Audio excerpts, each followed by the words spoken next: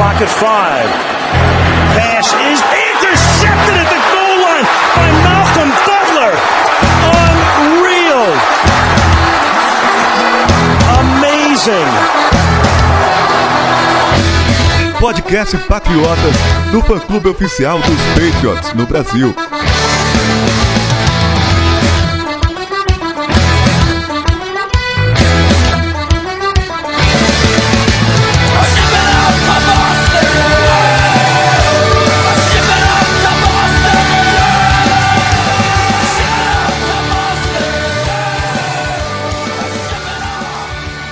Sejam todos bem-vindos ao podcast Patriotas número 108. Fala, Sidney. Fala, Felipe. Fala, galera. Tudo certo? Beleza. Ó, programa especial hoje por dois motivos, Sidney. Um, que a gente vai vir aqui com o raio-x, a gente avisou semana passada, é um programa meio nerd essa semana, é que a gente vai trazer bastante número aqui, para dar uma analisada de alguns tópicos aí importantes dessa primeira metade de temporada, já que a gente não teve jogo na última semana pela bye week, então a gente vai aproveitar para fazer esse programa aqui um pouquinho diferente. E o outro, cara, é que a gente tem convidado, fazia tempo que a gente não tinha convidado aqui, que é o Carlos lá do Cantadas NFL. Fala aí, cara, tudo bom? Opa, Felipe, beleza? Beleza, Sidney, todo mundo tá ouvindo o podcast. Prazer tá participando aqui pra gente fazer uma avaliação de como tá a temporada do Patriots, né? Como você disse, aproveitando a nossa semana de bye aí, vamos analisar, tem números bem interessantes aqui. Alguma coisa até surpreendente aí, a gente preparando aqui, tinha coisa que eu nem imaginava que a gente tava com esses números aqui. Acho que quem tá ouvindo vai gostar também. Tamo junto aí, obrigado pelo convite, vamos nessa. Oh, imagina, cara. Primeiro, Sidney, uma coisa que pouca gente sabe, uma que muita gente sabe é que o Twitter dele é muito bom, cara. É um dos mais engraçados ali. Tem muito Twitter vamos dizer, de humor sobre NFL. Mas você, Carlos, você é um dos primeiros, eu acho, cara, que começou, né? Tipo, e o seu é muito natural, cara. Eu gosto muito por causa disso. Valeu, obrigado. Então, quando eu comecei lá em 2014, né? Setembro de 2014... eu comecei muito... não tinha muitos assim, né? Eu me lembro, acho que mais um só nessa questão de humor. Aí o pessoal, acho que a NFL foi popularizando muito nos últimos 3 anos. O pessoal foi criando também. E veio vindo mais gente fazendo humor e tal. Obrigado pelo elogio, né? Eu acho que vindo de vocês é bem bacana o elogio. E pra quem é torcedor do Patriots, quero dizer que desde quando eu criei o Cantadas aí, em 3 anos, a gente ganhou 2 Super Bowl já. Então, pra gente tá dando sorte. E, Carlos, o motivo que você tá aqui, não é que a gente vai fazer... Pelo contrário, né? O programa nem vai ser um programa de humor hoje, mas é muito pelo... Você é torcedor dos Patriots, então a gente queria ter sua presença aqui. Mas se você quiser fazer piada, aproveita, cara, que eu e o Sidney aqui é bem ruim nisso. Pode deixar, vou tentar. Antes da gente ir pro programa, Sidney, tem recado pra dar, como sempre, e principalmente agora que tem coisa boa no Sócio Patriotas, que a gente atingiu 80% da meta e o kit está liberado para sorteio, cara. Que legal, cara. Eu acho que o mais impressionante disso é que a coisa realmente só engrena quando começa a temporada, e a gente só tem 2 meses de temporada regular e já atingimos 80% aí da meta do ano. Então é sinal que a galera tá gostando, tá participando. E aí, o grande kit aí liberado pra gente, com camisa, ou pra galera, né? Com camisa da Action Shop, boné, flâmula, chaveiro e uma camiseta Patriotas. Pois é, o kit vai ser então no final da temporada, já está garantido. Todo mundo que participou e participar entra no sorteio do kit. Como o Sidney falou, tem flâmula, tem boné, tem camiseta nossa, tem camiseta da Action Shop, tem chaveiro, tem um monte de coisa aí que entra nesse kit. E o mais importante, Sidney, é que agora falta 20% para liberar a jersey. Então, depende só da galera, né? Não é nem da gente. A gente quer dar a jersey, falta pouco agora. Se a galera se empenhar aí, vai sair o sorteio não só do kit, mas da jersey oficial também, né? Galera, vamos aí pro sprint final, 20% só faltando e 2 meses de temporada. Eu acredito em vocês aí, confio que essa jersey vai ser sorteada. Lembrando que tudo isso é para ajudar aqui no Projeto Patriotas. A gente não fica com esse dinheiro não é usado pela gente de forma alguma. Ele é todo revertido para o pagamento aí dos custos que o projeto já está atingindo. A gente teve que trocar de hospedagem, tem um monte de coisa aí que entrou nos custos do Patriotas. Então a gente criou o Sócio Patriotas aí pra a galera ajudar nos custos, ajudar a manter o projeto e também ganhar brinde. Tem sorteio mensal também. Quem não participou ainda, quiser entrar no sorteio do kit e quiser entrar e brigar pra trazer essa jersey, fazer a jersey acontecer, é só entrar no link que tá aí no post e conhecer melhor o Sócio Patriotas.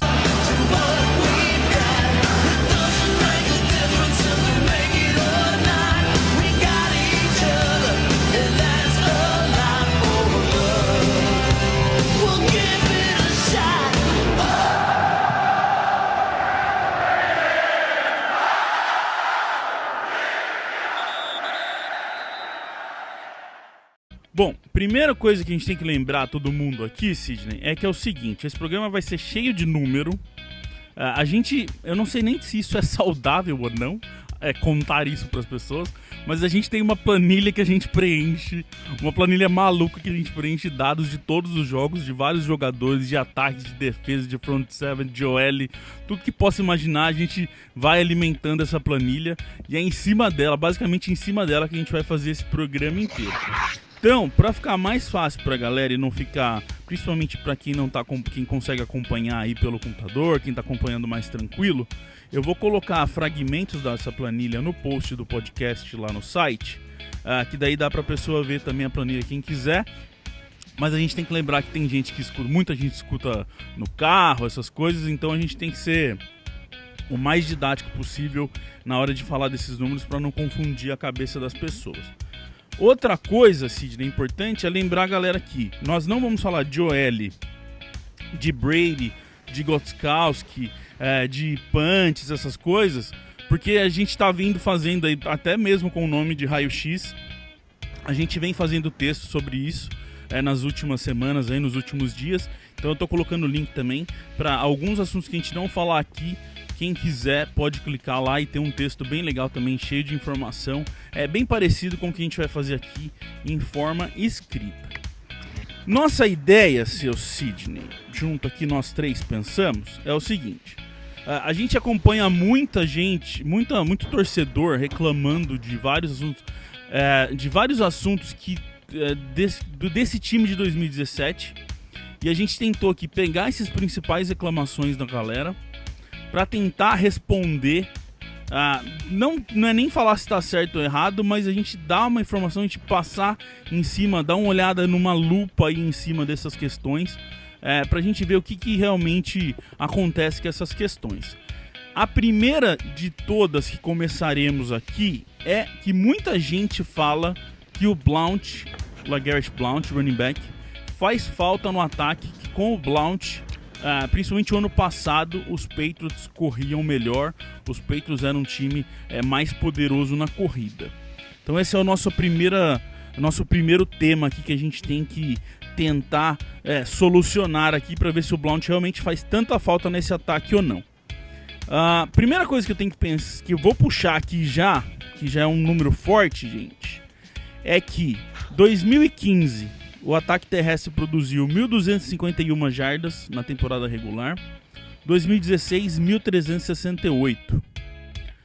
Este ano, na metade da temporada, a gente produziu 810. Então a nossa projeção é de 1.620. Já começa aí que a projeção é melhor do que os 2 últimos anos, né?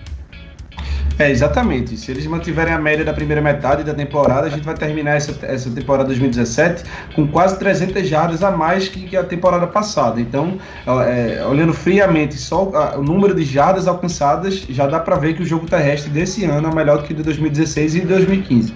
Pois é, isso já é um número forte aí de colocar no assunto, de colocar nessa conversa. E aí quando a gente entra para ver por jogadores, né? Eu vou te chamar de cantadas, tá, Carlos? Eu acho que fica mais legal. Beleza. Beleza. Quando a gente começa a olhar por jogadores, senhor Cantadas, a divisão é muito boa, né, cara? Todo mundo tá correndo, todo mundo tá produzindo, e isso é muito interessante para esse ataque. Sim, verdade. Eu acho que quanto mais opções você tem, você dificulta a marcação, né, dos adversários, porque você tem um leque de opções melhores, né? Então você não tem uma peça só para os caras ficarem de olho. Então, quando você tem jogadores que produzem bastante, sempre deixa aquela dúvida, né? Para quem vai marcar, quem vem agora, esse corre melhor de um jeito, esse tem uma rota melhor, então sempre deixa essa dúvida. E na questão de lesão também, né, que a gente, algumas temporadas atrás, sofremos bastante com lesão. Então, quando você tem aí 3, 4, até 5 opções que sejam, que vem produzindo bem, se você perde uma peça, claro, é ruim você perder uma peça importante, você perder um jogador por contusão é ruim, mas se você tiver mais gente, você consegue diminuir bastante os prejuízos, os efeitos dessa contusão. A gente está vendo times aí que perdeu um jogador importante e o time implodiu. Então a gente tendo bastante opção, se numa fatalidade a gente perdeu um jogador na temporada regular ou se acontecer nos playoffs, a gente tem ainda opções para continuar produzindo, para continuar jogando bem. Acho que é importante essa divisão que está sendo feita aí no ataque corrido da gente. E o número na participação de snaps, o número realmente mostra isso, porque o Blount participou de 47,1% dos snaps do ano passado, e o Gillislee, por exemplo, nesse ano, participou só de 26%. Um quarto do tempo só do ataque, o Gillislee esteve em campo. E ele é quem mais conquistou jardas mesmo assim. Então, me parece mais inteligente, Sidney, mais autossustentável, vamos dizer assim, esse formato que eles encontraram esse ano, né? Exato, o nosso querido Cantaras aí falou tudo, porque quanto mais você bota o peso da responsabilidade sobre um jogador, a saída dele desmorona tudo. Então é muito bom porque você deixa as defesas, você força as defesas adversárias a estudarem mais jogadores. Ano passado a gente também coloca em campo jogadores mais versáteis, são running backs que conseguem também produzir no jogo aéreo.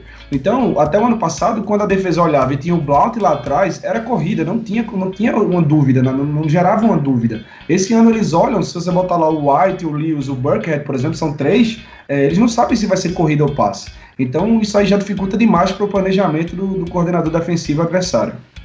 E uma coisa que eu quero puxar aqui nesse assunto também é uma coisa que quem for ver na planilha aí, a gente faz uma conta que ela mostra quantas jardas o jogador gera por snap participado. Não é por tentativa, é por snap. É uma jarda virtual, porque ele vai pro snap muitas vezes e não participa, não recebe a bola. Mas é uma forma interessante, de um pouquinho diferente de olhar a participação do jogador, que é realmente, toda vez que ele tá em campo, quantas jardas virtuais ele gera. E o Gillislee tem absurdas 2,14 jardas, Sidney, por snap que ele participa. É um número... Teve anos aí que a gente falava, não 2016, mas 2015, por exemplo, a gente sempre reclamou das 2 jardas que o Blount conseguia quando relava na bola.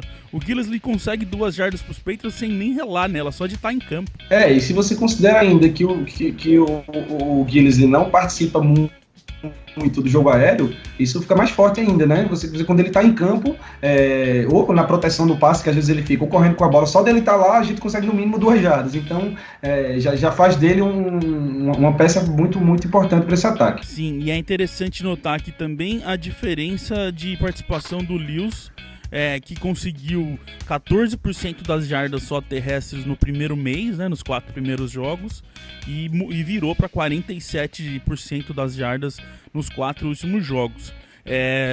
Basicamente, ele começou a participar mais e tá fazendo muita diferença. Essa questão de jardas por snaps, por exemplo, o Lewis teve 1 jarda por snap no primeiro mês e subiu para 2,16 no segundo mês. Então, para mim, pelo menos para mim, se alguém discordar aqui, o Blount não faz diferença não. Para mim, eu prefiro desse jeito. Acho, como disse, um jeito mais inteligente de correr, como a gente falou aqui, com mais opções. E gosto muito da forma que os Patriots correm esse ano. Principalmente estão conseguindo correr mais e proteger mais o Brady, né? Porque quando a gente corre com a bola, o Brady não sofre o perigo de não tem perigo de sofrer pancadas, e aí a gente consegue também proteger ele dentro de campo de uma forma meio que secundária aí.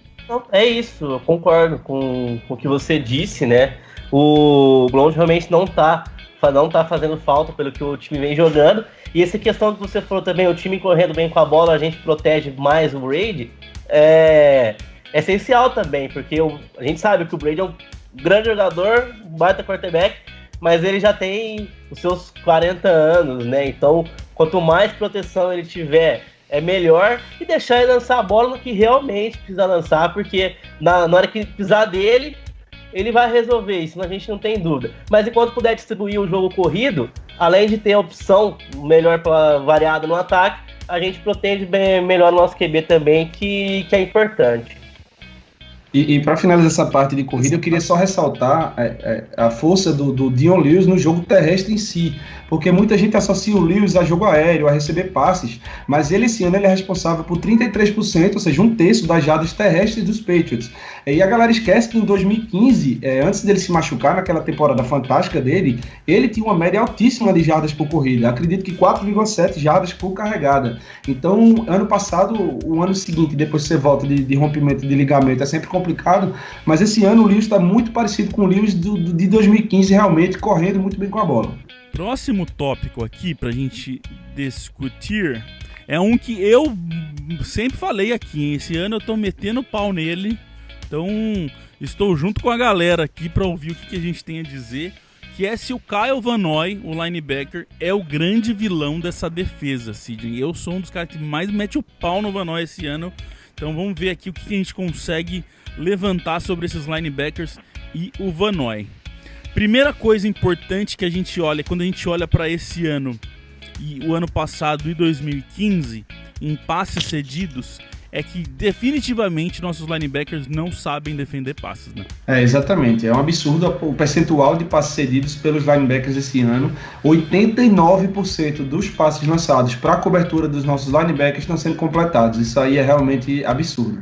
2015 era 67,6, que é um número alto. Subiu para 77 em 2016 e esse ano agora, como o Sidney falou aí, absurdos 89%. Então, 2015 já era ruim, mas vem subindo aí uma média basicamente 10% piora nos passes cedidos pelos nossos linebackers.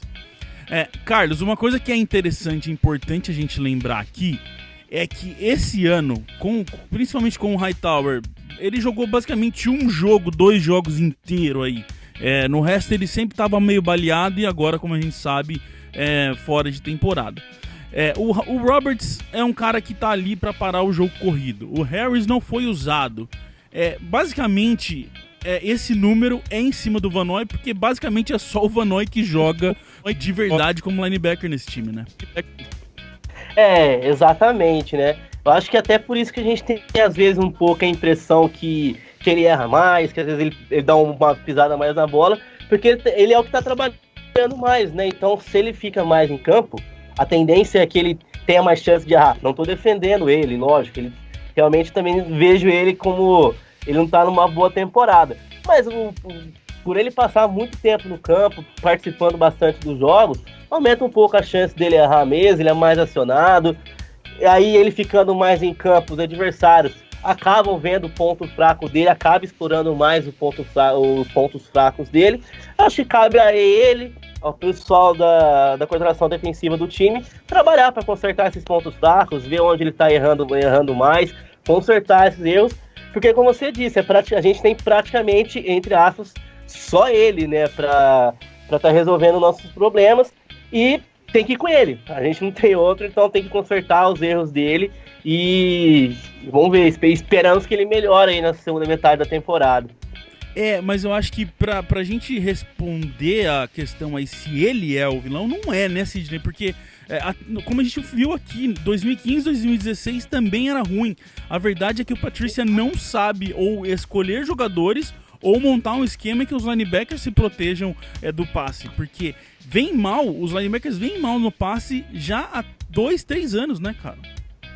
Exato, e o melhor deles não consegue ter uma continuidade, né, de jogar vários jogos seguidos, que é o Hightower. A gente sabe que a gente falou aqui que o Hightower também não foi bem, né, nesses quesitos quando jogou, mas ele não joga, ele não consegue emendar uma sequência de jogos para virar aquele cara ali no centro da defesa.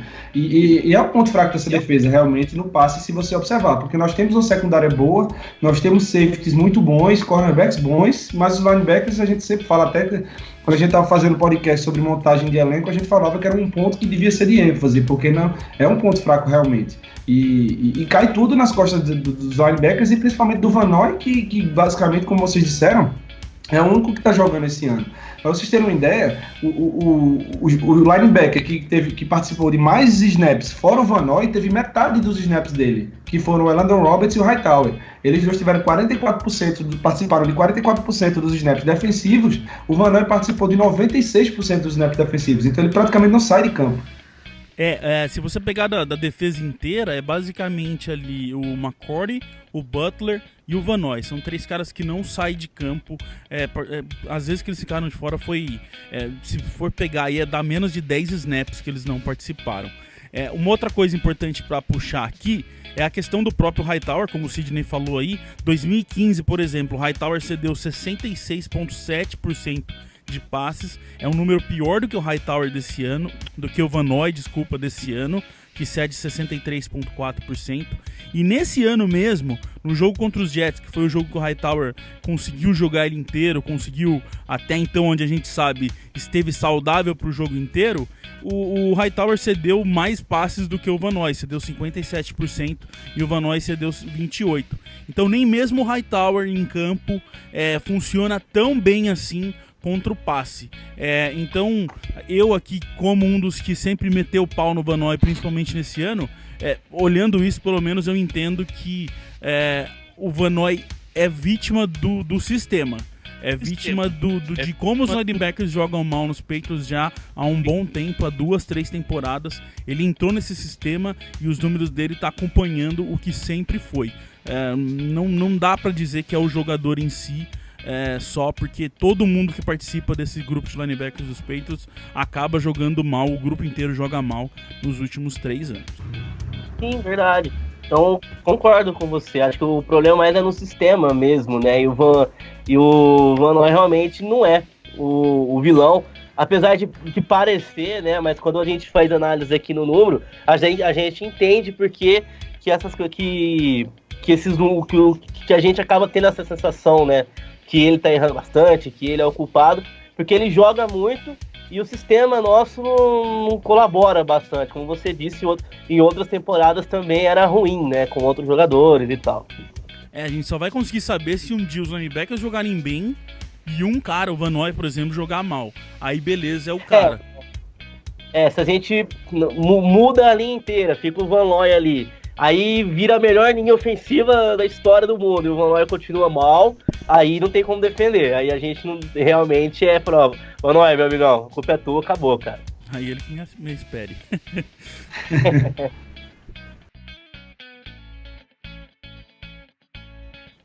Próximo tópico, Sidney, é um bom aqui, porque essa é uma das coisas que a gente mais ouve da galera reclamar desse ano, que é a pressão no quarterback adversário é a pior dos últimos anos. A galera fala muito disso, é sempre motivo de todo mundo falar de esse é o grande problema da defesa dos Patriots. Então vamos ver o que acontece aqui nos números, essa pressão. Primeira coisa que eu quero puxar aqui é que em 2015 foram 50 sacks na temporada regular. 2016, esse número caiu para 30, 20 a menos. E 2017, Sr. Sidney, nessa primeira metade, temos 16 sacks. Então a projeção é para 32. Não vou dizer que é melhor do que 2016, porque são 2 só na projeção. Mas o número é melhor. Então, pelo menos, a primeira resposta tá aí. É pelo menos melhor ou igual do que o ano passado. Pior não é, né? Exatamente, e isso é uma sensação que eu também tive junto com a galera que acompanha o Patriotas, de que a queda seria grande no número de sacks. Se você vai olhar, a projeção ainda é maior. E não é só em sacks, né? Até em hits também no quarterback, a projeção desse ano é ser melhor do que o ano passado. Então, assim, esse front seven dos Patriots, no que diz respeito à pressão, está enganando a gente com relação aos sacks. E um dos motivos que eu, na minha visão, acho, é que a gente teve várias jogadas que os nossos jogadores de pressão encostavam nos quarterbacks adversários, mas não conseguiam derrubar. Então a gente ficava com a sensação de que não tinha sec. A questão é que se eles tivessem conseguido completar essas jogadas, a gente estaria com um número muito bom. Mas aí, no final das contas, cai bastante o número de sacks, mas mesmo assim, melhor do que o ano passado. Uma das coisas, por exemplo, que a gente pode olhar aqui, você até tinha comentado comigo que o jogo do Texans, por exemplo, é um daqueles que deu aquela impressão errada na galera. Para quem olha aqui na planilha que a gente tem, a parte de pressão significa o quê? Ela soma sec, hit, hurry. A pressão aí tá somado todos os tipos de pressão que o cara pode fazer no jogo. E o jogo do Texans foi o jogo que eles mais pressionaram, o jogo que eles mais produziram, que tiveram 24 pressões. O pior deles, por exemplo, é o jogo do Saints e o jogo do Chargers, 11 pressão cada um. 11 pressões em cada jogo. Em sacks, senhor Cantadas, uma coisa interessante também, só o jogo do Chargers não teve sack do front seven. O resto, todos os jogos tiveram sacks. Exato, é um número que me surpreendeu também. Eu não tinha isso na minha memória, né? Até porque a gente teve alguns jogos que a defesa foi bem mal, né? Mas mesmo em jogos que a defesa não foi bem, nós conseguimos o sack. Só esse jogo contra o Chargers que não. E me surpreendeu esse número. Uma coisa que o Sidney falou também a respeito do sacks, que eu concordo com ele. Às vezes a gente tem essa impressão que não tem tantos e que irrita um pouquinho, porque a gente está conseguindo chegar no quarterback adversário muitas vezes, mas não está conseguindo botar ele no chão. Puxando pela memória, eu me lembro de alguns lances assim que você já tá comemorando o sack e de repente o quarterback sai. Eu acho que tem que acertar um pouquinho esse momento de derrubar o quarterback adversário. Eu acho que se a gente conseguir acertar isso nos próximos jogos, aí já vai dar uma melhorada boa. Mas esse número aqui a gente realmente ficou bem surpreendido. Um jogo só que a gente não conseguiu sacar o adversário, ou seja, estão produzindo sec. Não é melhor que no ano passado, né? A gente tá, pela projeção, tá muito bem parecido, longe de ser o espetáculo que foi há 2 anos atrás, mas tá chegando. Eu acredito que se tá chegando, uma hora vai começar a chegar de vez e vai melhorar. Tô confiante nisso. Ó, uma coisa que o Cantadas aí falou de 2 anos atrás, Sidney, que também é uma coisa que a gente levantou aqui, que é bem interessante.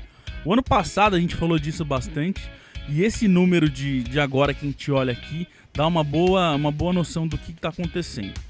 2015, como a gente falou aqui, esse ano para o ano passado, os números são bem parecidos. É 2015 que, como o Carlos falou aí, teve o pulo aí de 50 sacks, 20 sacks a mais. Nesse ano a gente levantou, Sidney, Chandler Jones mais Jamie Collins fizeram 19 sacks em 2015. É exatamente a diferença do número sem eles em campo. É incrível, né? É matemática pura. A simples subtração de 2 jogadores tirou 19 sacks e o time perdeu 20 sacks para o ano seguinte. Então, obviamente, eles eram os grandes responsáveis por pressionar os adversários.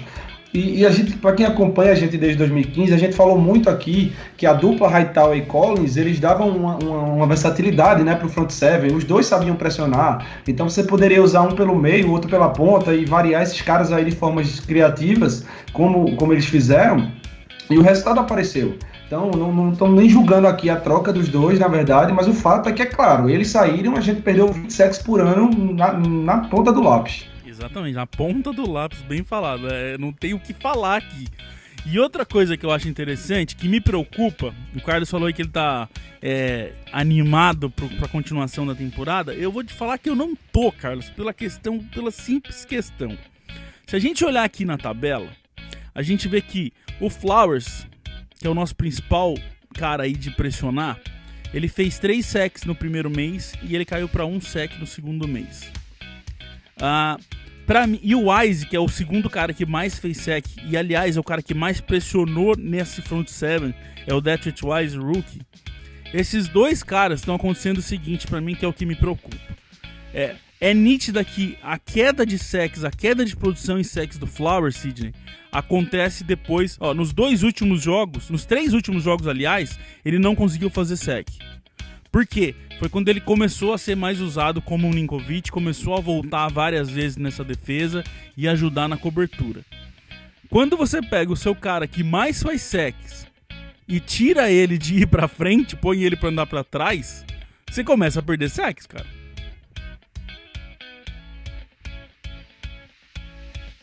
Não, só concordando. Concordo com a visão do Felipe mesmo. Quando você tira o cara que mais faz sacks e coloca ali outra função, acaba prejudicando mesmo ali a real função dele. Faz sentido, é uma boa visão ele, Felipe. É preocupante isso, porque eles estão fazendo isso toda hora. E outra coisa, Cid, na questão do Wise, que é o cara que mais pressiona, ele tem a mesma quantidade de snaps do Marte. Ele e o Marte foram usados exatamente no mesmo número no primeiro mês e no segundo mês. Eles realmente estão dividindo ali a ponta esquerda entre Marte e Wise. Só que o Wise produz 26,9% de pressão, que é o que mais faz, e o Marte produz 10%. Então você tá tirando espaço em campo de um cara que produz pra pôr o Marte, que além de não pressionar, a gente tá vendo que ele tá sendo um problema também várias vezes em jogo corrida e marcação. E eu não consigo entender o motivo de fazer isso, porque se o Flowers fosse um cara de grande mobilidade, aquele cara que ia recuar, ia ter velocidade para cobrir zonas maiores, cobrir running back, sei lá, justificava. A gente viu o Ninkovich fazer isso muito bem durante anos. Mas o Flowers não é esse cara. O Flowers não tem essa agilidade, essa velocidade para cobrir. Eu não entendo o que eles estão querendo conseguir com isso. Sei lá, você pega o seu melhor pass rusher, como você falou, e bota numa função que ele não faz bem. Se ele fizesse bem, tudo indica que fizessem. Aí deixa lá o Wise e o Marsh, né, que o Wise ainda consegue. E o Marsh, além de pressionar, acaba sendo uma fragilidade do time contra o jogo terrestre, porque já está óbvio que os adversários estão correndo em cima do Marsh. Ele não consegue sustentar o edge dele, como eles chamam, né, o lado dele ali da linha defensiva. Então eu confesso que eu não entendo essa utilização do Flowers. Uma coisa que a gente não pode deixar de falar aqui é que no primeiro mês foram 8 sacks e no segundo foram 8 sacks também, mesmo com isso acontecendo mais, então o número foi igual.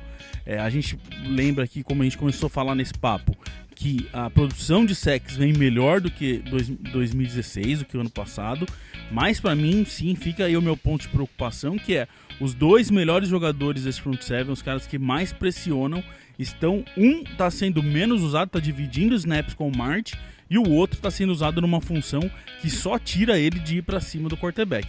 Ou outros jogadores aí, outros atletas aparecem, ou esse número vai cair mais ainda, e aí sim fica preocupante. Só pra gente fechar esse papo aqui, a gente acabou de falar do Van Noy. O Van Noy é o terceiro cara que mais tem sacks nesse time, 4 com 25% dos sacks. Então mais uma estrelinha pro Van Noy aí, que tá produzindo também na pressão. A gente não pode deixar de falar nele, porque é importante isso sim, um cara que vem lá de trás e tá funcionando na pressão também, coisa que outros jogadores aí não fazem. Próximo tópico, gente, é mais um bom aqui pra gente conversar. O quanto o Edelman faz falta nesse ataque, Cid. É uma outra coisa também que a gente ouve todo o tempo, e a gente também fica com essa sensação de que sem o Edelman esse ataque não anda, esse ataque se enrosca, mas que algumas coisas aqui são um pouquinho diferentes. Primeiro, eu quero puxar aqui só numa questão, antes de falar do Edelman em si, a gente falar que o ataque aéreo também vem numa melhora. A gente produziu 4.750 jardas em 2015, a gente produziu 4.418 jardas em 2016, e esse ano tem 2.516, então vai aí para mais de 5.000 jardas na projeção, aí para pôr mais jardas em todos os anos, mais uma vez. Então também, no geral, o ataque produz mais jardas aéreas esse ano sem o Edelman. Daí, pra gente tentar chegar nessa questão Edelman, Sidney, é sempre muito complicado, porque o Edelman faz muita coisa nesse ataque, então é difícil você nominar uma coisa só pra dar um veredito aí se o cara o quanto de o cara faz falta ou não, estando presente ou não. Mas a gente escolheu um aqui, que é uma das coisas que todo mundo fala e que a gente também tem essa presença, essa sensação, que é a produção de first downs do Edelman, né? Exatamente. Se tem uma coisa que a gente se acostumou a associar o Edelman, foi o first down. Ele meio que herdou essa coroa aí, digamos assim, do Wes Welker, que era aquele cara que se a gente precisava de 8 jardas, ele conseguia 9 na terceira descida e conseguiu o first down. Então, Edelman sempre foi para nós que acompanhamos o Patriots sinônimo de first down, e eu acho que, como é difícil, como você disse, medir a falta que um jogador apenas faz, analisar os first downs dos Patriots é uma forma de dar um pouco de mais precisão a essa análise. Então, vamos lá. olhando em first downs. 2015, pra gente olhar em anos anteriores aí, que nesse caso não tem nem como, a gente tem que olhar nos anteriores quando o Edelman estava em campo. 2015, produzimos 229 first downs na temporada regular. 2016 foram 203, então caiu um pouquinho. 2017, na metade, foram 124 first downs conquistados, Carlos. A projeção é de 248, que se manter, já é melhor do que os 2 últimos anos. Mesmo sem o Edelman, a gente faz mais first down. Sim.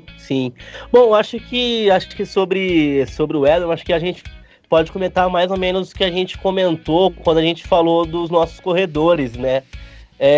Claro, o Edelman faz falta, isso é indiscutível. Mas com a falta dele, né, com a lesão que ele teve na pré-temporada, precisamos buscar mais opções. E na falta de um jogador com a qualidade dele, a gente não tem um outro Edelman no elenco, você passa a distribuir melhor as jogadas. E quando você distribui mais as jogadas, você tem mais gente fazendo as coisas. Aí eu repito o que eu falei sobre os corredores. Você abre mais opções, você deixa os adversários mais confusos, sem saber quem vai. E você tem mais opções. Então, às vezes você tem 2 caras ali para receber, aí ou você tem um só, às vezes você pode puxar uma jogada diferente com outro jogador. Então, você acaba variando os tipos de jogada que são feitas ali, né? E o ganho acaba sendo maior, porque a gente, com a projeção aqui que a gente imaginava que ia ser beirando um desastre sem ele esse ano, como você disse, a projeção já é melhor do que os últimos 2 anos. Então, acredito que ele faz falta, sim, mas a falta dele está sendo amenizada porque a gente conseguiu distribuir a responsabilidade, que era só dele, só de um, para mais uns caras ali que estão se saindo bem na sua função no ataque. E você tem razão, porque os números mostram isso muito claramente.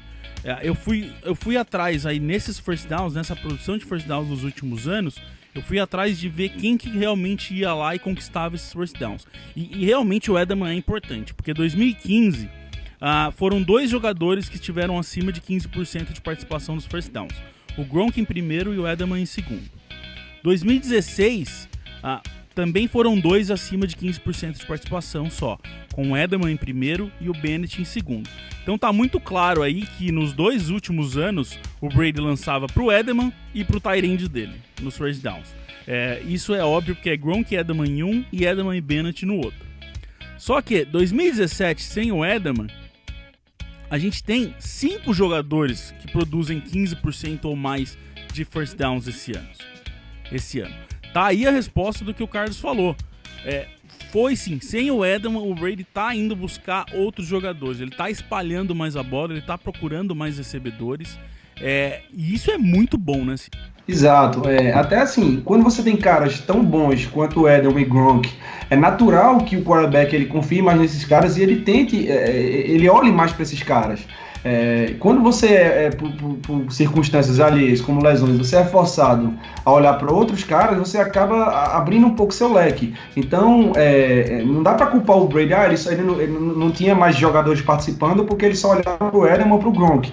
Mas é natural que ele só olhasse, porque os caras realmente iam lá e davam conta do recado. Ele foi forçado agora a olhar para outros lados e viram que tem outros jogadores no elenco capazes de conseguir esse tipo de jogada.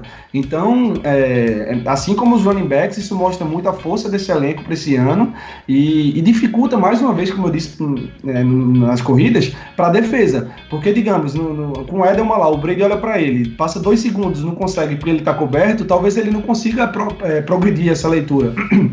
Desculpa.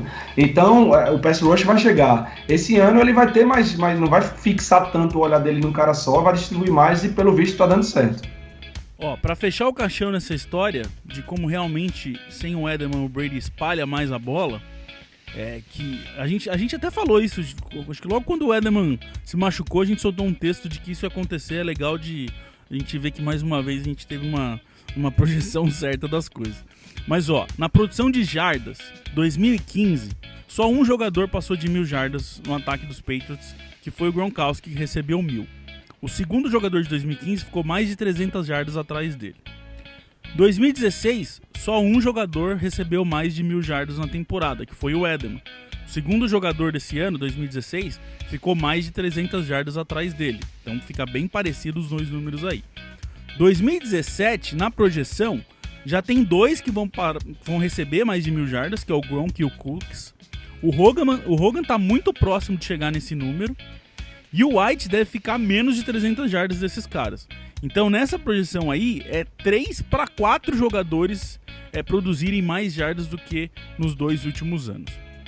Eu acho então, Sidney, que a gente não pode nunca vir falar aqui que o Edelman não faz falta. Não entendam errado, a gente não trouxe esses números aqui para falar que o Edelman não faz falta nesse time. Pelo contrário, ele é a base desse time, ele é o motor desse time.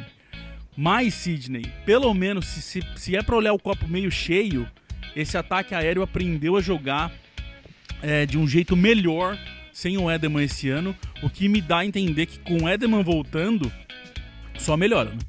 Talvez o fato de o Brady esse ano ter sido forçado a abrir mais, expandir os horizontes, quando o Edelman voltar, ele não vai fixar de novo nele, porque ele sabe que tem outros ali que podem ter essas bolas de segurança. Então, é como você disse, o Edelman faz falta sim, mas o desastre que se plantou, que se disse que aconteceria com a lesão do Edelman, nem de longe. A gente tá com talvez o melhor ataque da NFL esse ano, e dando conta bem do recado, e com vários jogadores aí caminhando para 1.000 jardas. Então dá para dizer que o ataque esse ano tá se virando muito bem sim sem o Edelman.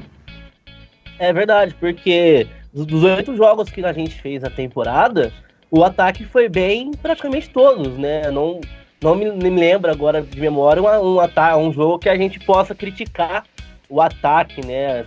Porque mesmo assim com a falta do Edelman, com novas opções aqui, nós fizemos jogos muito bons ofensivamente falando, né? A gente teve o jogo contra o New Orleans lá em New Orleans, que é sempre complicado jogar lá. O próprio jogo contra o Texas, jogos que a gente buscou o resultado no final, com o ataque produzido muito bem também. Então, acho que o ataque esse ano não merece algumas críticas pontuais, com uma jogada ou outra acaba acontecendo, mas no modo geral, o ataque está indo muito bem, como o Sidney falou. Discutivelmente o melhor ataque da NFL no momento, em produção, em questão de pontuação. O jogo contra o Atlanta foi muito bom também, né? Eu acho que talvez, não sei se é tema agora ou se vale a pena lembrar, a gente tá sofrendo um pouquinho ali na red zone, né? Pra conseguir entrar na end zone. Mas acho que tirando isso, o ataque tá indo bem, sim. Exato, a gente só não vai falar de red zone aqui hoje, porque para essa semana ainda sai um texto meu, um raio-x escrito de red zone, que daí pra gente não falar a mesma coisa duas vezes a mesma coisa na mesma semana. Então tá pra sair um texto meu aí também sobre uma análise melhor aí da red zone.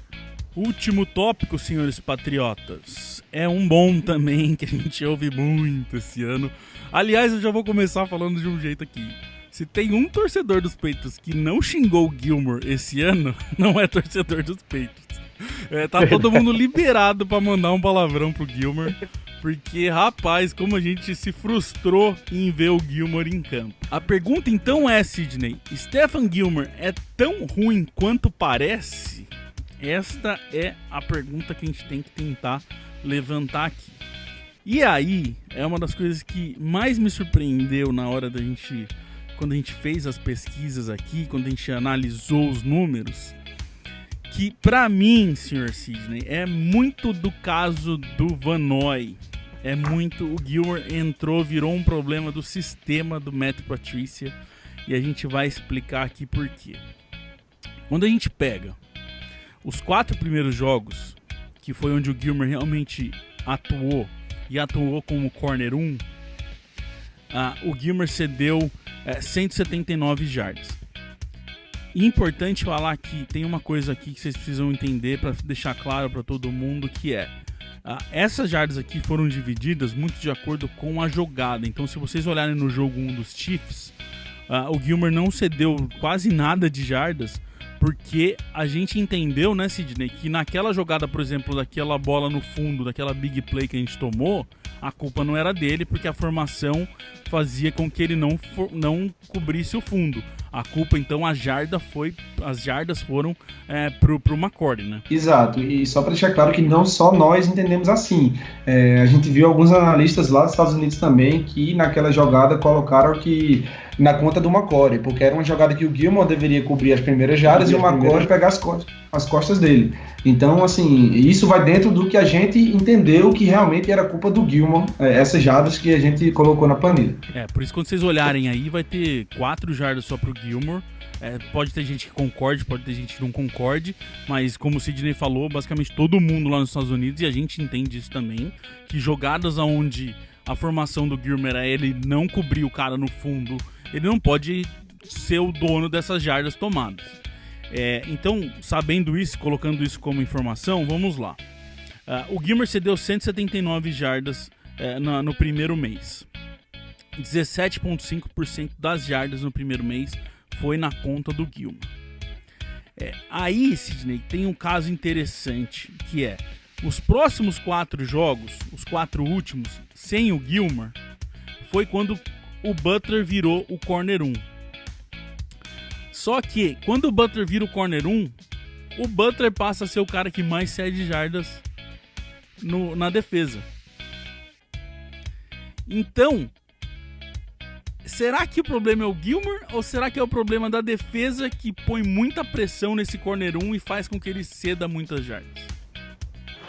Boa pergunta, né? Em tese, se você é o cornerback número 1, você está pegando o melhor wide receiver do time adversário. Então, é natural que você tenha mais problemas para marcar. Mas essa comparação que você fez, separando o primeiro mês e o segundo, deixa bem claro que quando o Malcolm Butler foi para a posição do Gilmore, que é de ser o principal corner, ele sofreu até mais do que o Gilmore, se você for olhar. Então, talvez a carga de pressão que a torcida tenha colocado em cima do Gilmore tenha sido um pouco desarrazoada. A galera talvez esperava que chegasse ali o Darrelle Reeves de 2009, que não cedia nenhum passe para ninguém. E não foi assim, não foi tão ruim quanto a impressão dele deixou. E digo mais, senhor Cantados. 2015 e 2016, anos em que o Butler foi o corner 1, ele também foi o corner que mais cedeu jardas nos Patriots.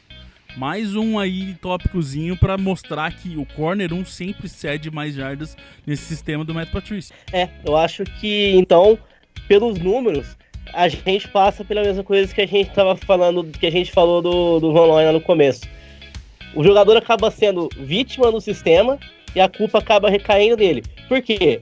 Se o Gilmore tava com os números ruins quando ele tava de CB1 e trocou, quem entrou no lugar dele veio como CB1, tava com números ruins também, e no ano passado o CB1 também tava com números ruins, então acho que a gente tem um problema do sistema que é preparado pelo Matt Patricia.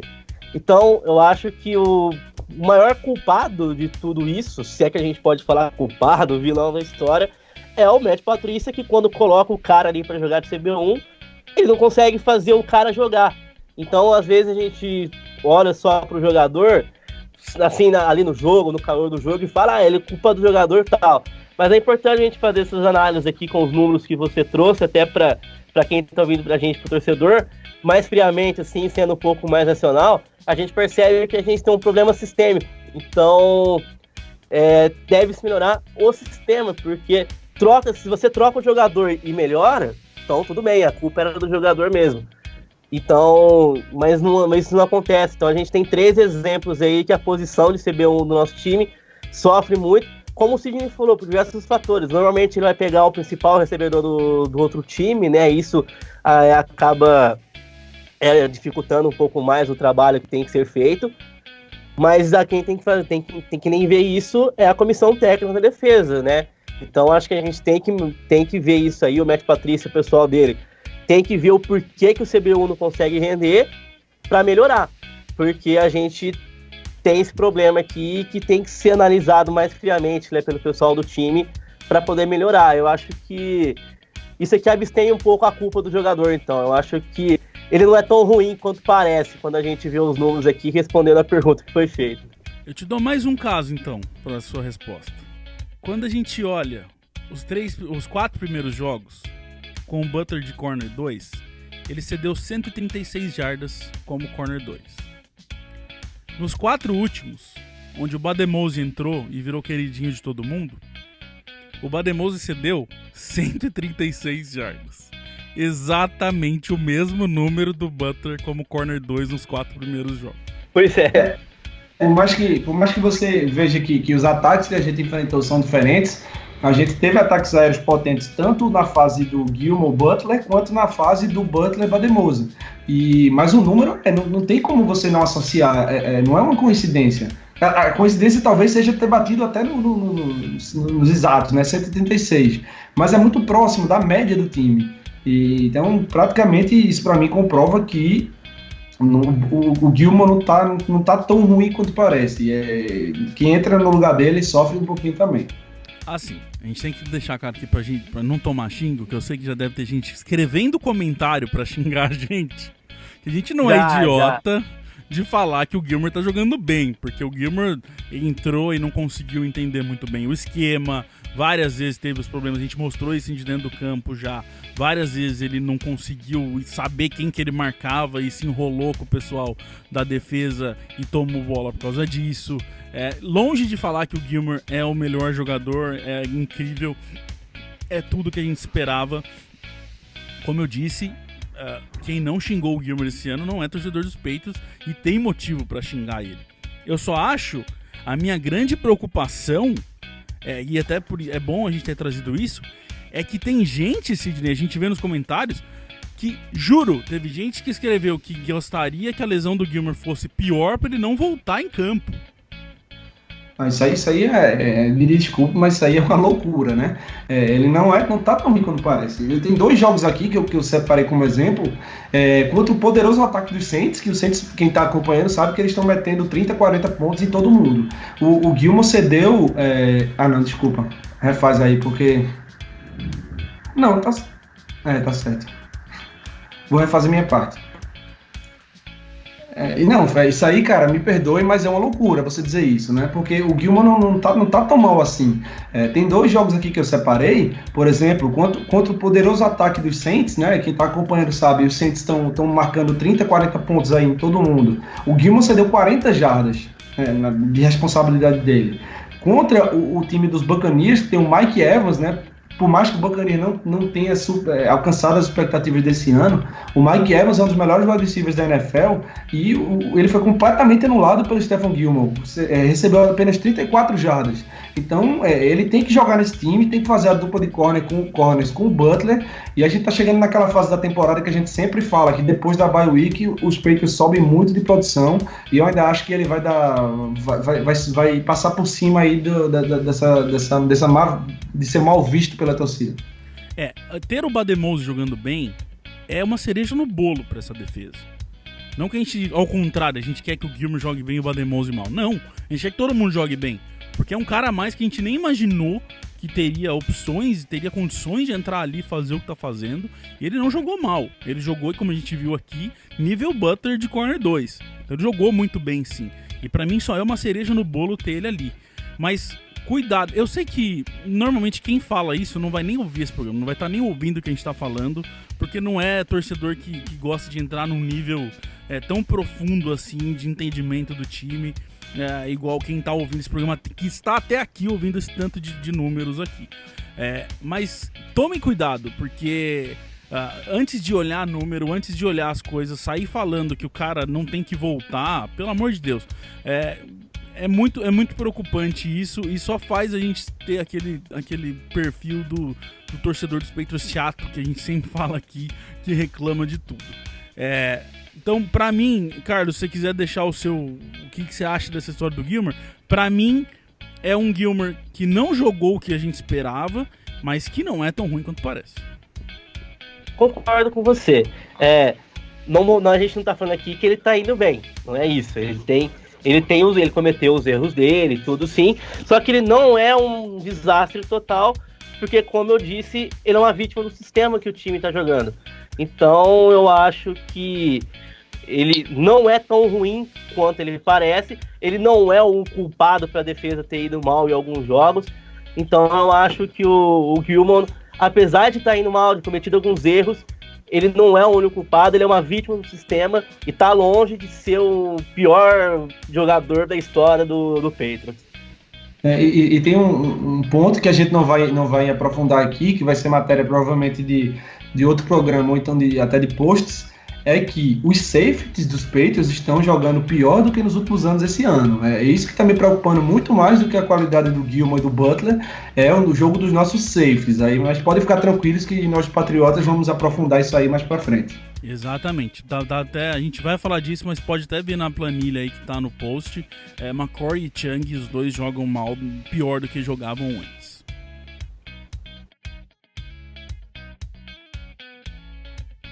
Bom, é isso, gente. O programa ficou maior do que normalmente é.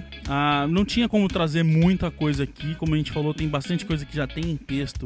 Que quem quiser se aprofundar mais em outros setores aí, dá pra ir lá ler no site, que a gente é bem parecido com o que a gente faz aqui, com o que a gente fez aqui, a gente faz no site. E pra quem conhece a gente já de um bom tempo, tá até acostumado, né, Sidney? Sabe que a gente, principalmente eu, sou maluco por número. Eu gosto muito de olhar os números dizem muitas coisas. E esse programa foi bem nessa pegada, né? Exato. Eu acho que fica claro que é uma coisa que a gente sempre teve essa preocupação aqui, trabalhar para todo tipo de torcedor dos Patriots, né? Tanto para aquele cara que está chegando agora na NFL, que quer entender as regras, o que é um passe completo e tal, quanto para aquele cara que já acompanha há muito tempo, que já entende de tudo e quer aprofundar. Então eu espero que esse programa realmente seja de bom proveito aí para a galera que quer mergulhar um pouco mais nesse mundo dos números. O negócio foi tão nerd, o Cantaros nem fez piada. Verdade. Baixou o jornalista aqui, eu fiquei na seriedade. Carlos, brigadão pela presença. A gente tava tentando fazer isso acontecer há um bom tempo. Obrigado aí por ter vindo. Espero que você tenha gostado aí. Tá convidado pra sempre que quiser, cara. Opa, sempre que quiser, é só chamar, participe com prazer. Foi um prazer falar com todo mundo aí. Um abraço pra Nação Patriota. Falou, Sidney. A gente volta semana que vem. Valeu, Felipe. Valeu, Carlos. Grande abraço. Abraço. Tchau.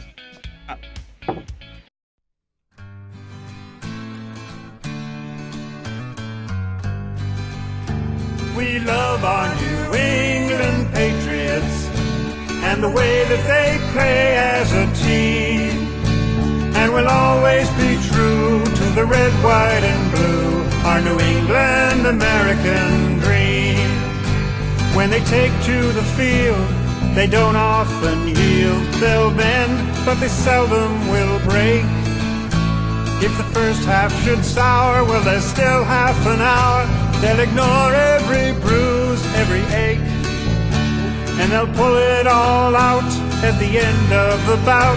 If it's close and the game's getting scary, if the offense can't score with a few seconds more, then we call in Old Clutch Vinatieri. We love our New England Patriots and the way that they play as a team. And we'll always be true to the red, white, and blue, our New England American dream.